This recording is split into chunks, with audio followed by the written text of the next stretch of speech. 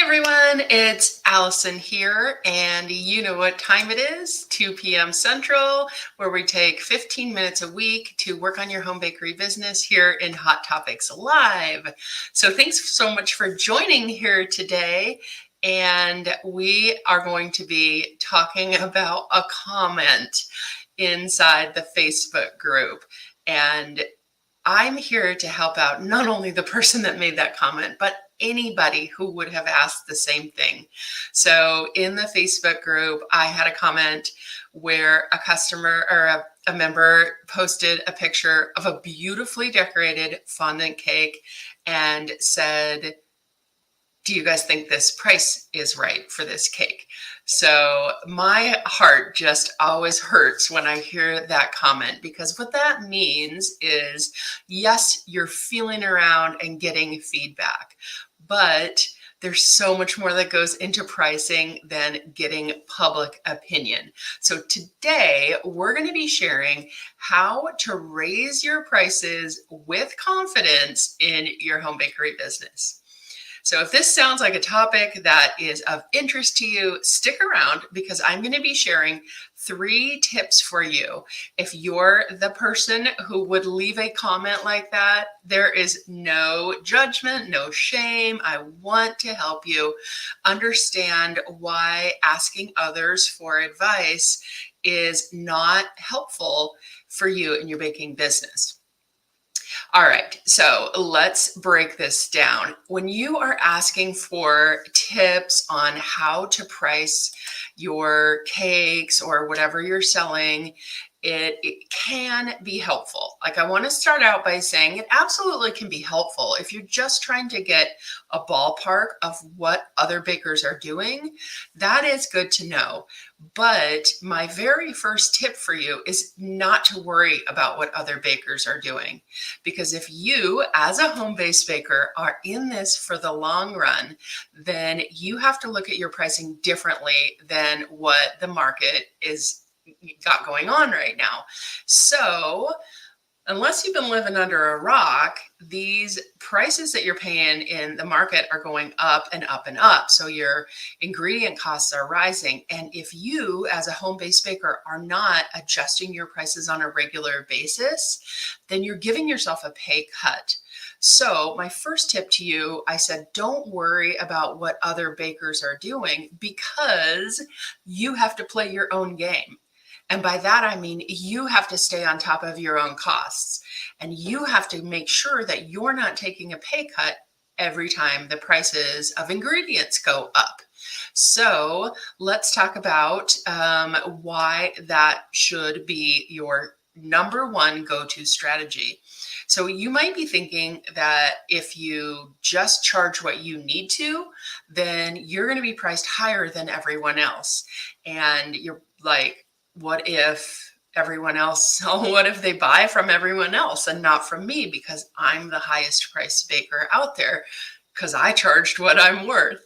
Well, let's just look at it like this. The people that are pricing their baked goods at ridiculously low prices and not covering their costs are going to drop out of the home bakery business. It's not sustainable when it comes time to cut, your expenses. This expensive hobby of yours is going to be the first to go.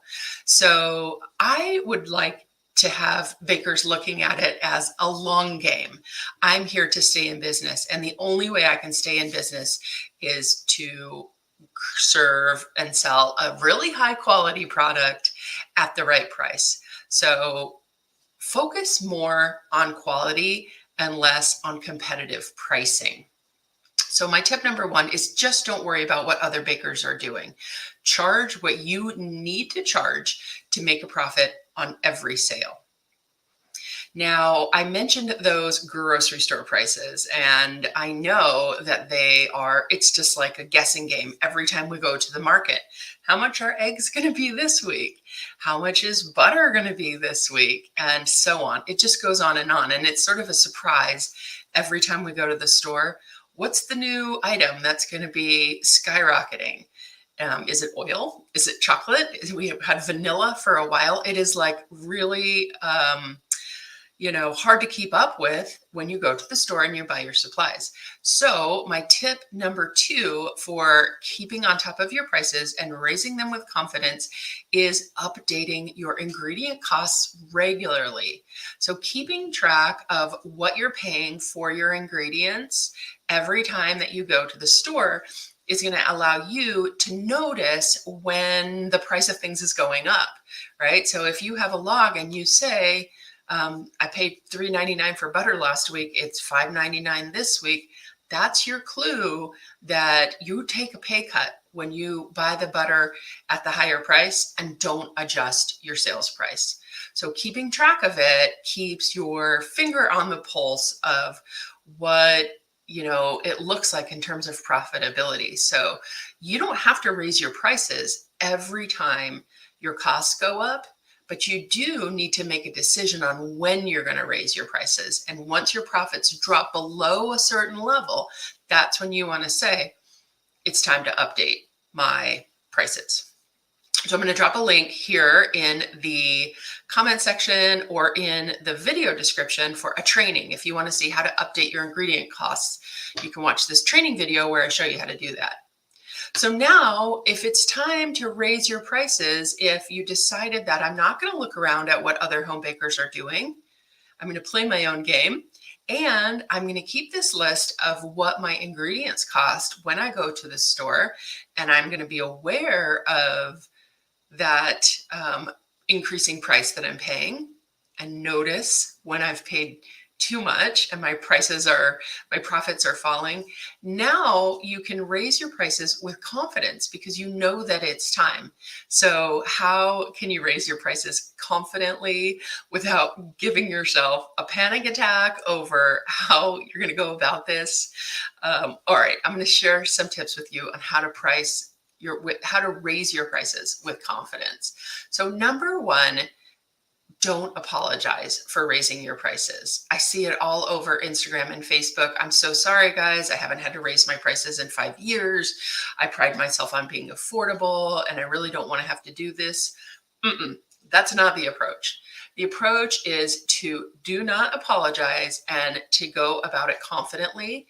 It just confuses your buyer when you're sending them all these messages about why you don't want to have to do this. So let's clean the slate and take a different approach and do a price increase with confidence.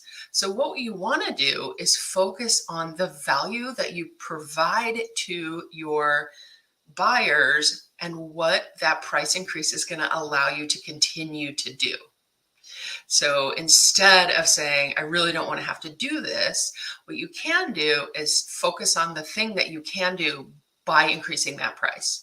So continue to buy, maybe you're an organic baker. I can continue to buy high quality ingredients.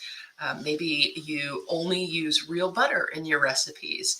And so you can continue to provide that quality of baked goods that they have become used to from you. So it's up to you to decide what can you do with that price increase. Is it you taking the time to create beautiful packaging? Is it whatever it is?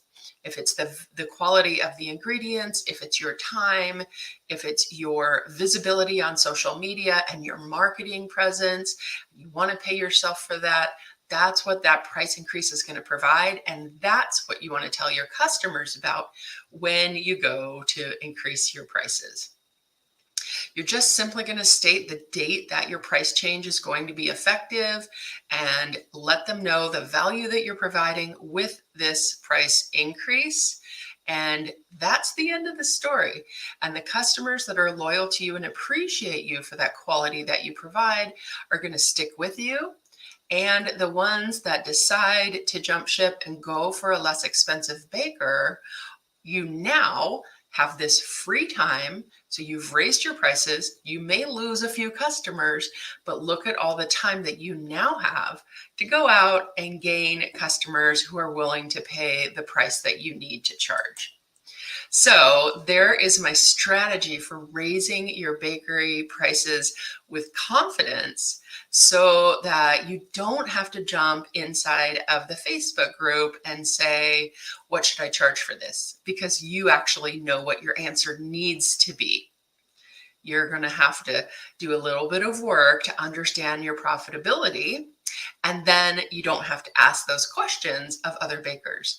So if you want help finding out what your prices need to be, there's a few ways that you can do that. I shared a link to a training video where I showed you how to update your ingredient costs.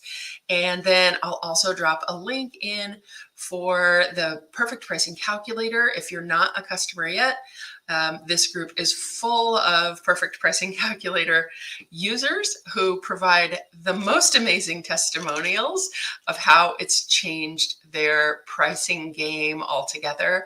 And I'll be happy to share those with you in a comment or a DM. So how to raise your baked goods with confidence is what we're talking about today.